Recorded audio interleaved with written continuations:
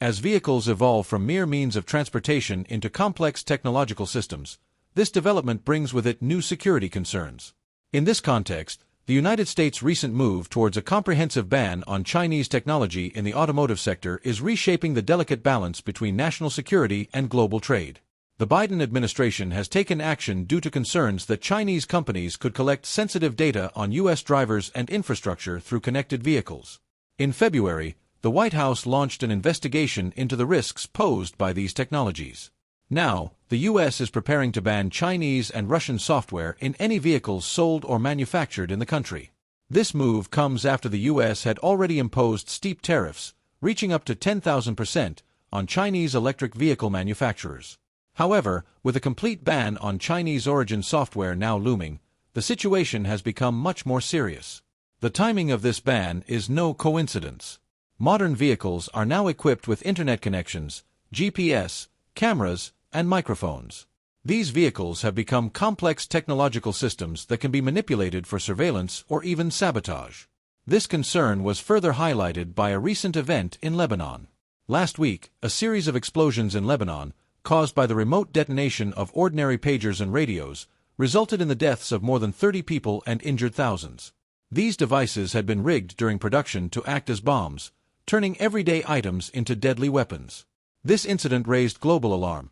If something as simple as a pager or a radio could be weaponized, what should we think about more complex devices like cars, phones, or household appliances? Could these technologies, designed to make our lives easier, be used to spy on us or even cause harm? This fear is not unfounded.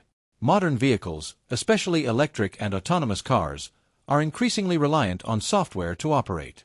This software connects the cars to manufacturers, satellites, and other networks, creating vulnerabilities that can be exploited.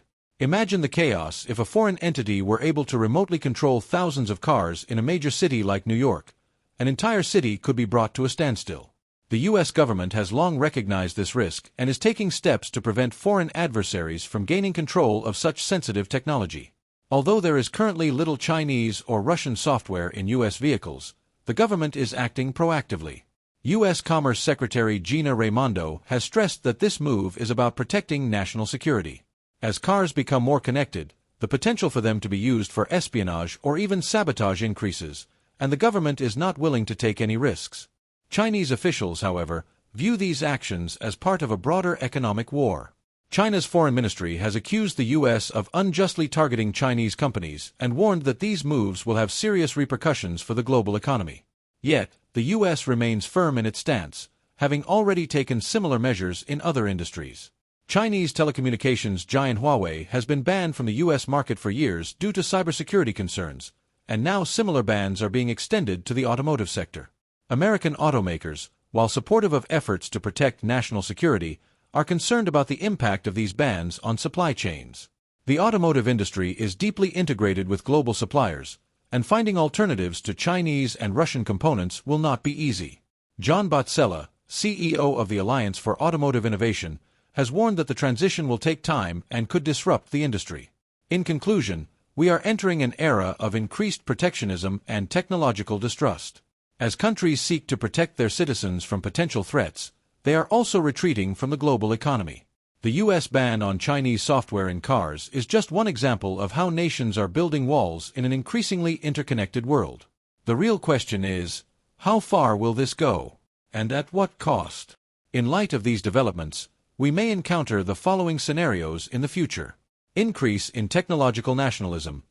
Countries may strive to become self-sufficient in critical technologies, potentially leading to the emergence of new innovation centers. Restructuring of global supply chains. Companies may distribute their production across various countries to mitigate political risks. Establishment of international technology standards. New agreements may be made between countries for secure data sharing and technology use. Increase in cybersecurity-focused R&D. Security-oriented software and hardware development efforts in the automotive sector may accelerate. To resolve this complex situation, increasing international cooperation and transparency, establishing common security standards, and fostering a more open dialogue on technology transfer could be important steps. However, taking these steps seems difficult in the short term due to the lack of trust between countries.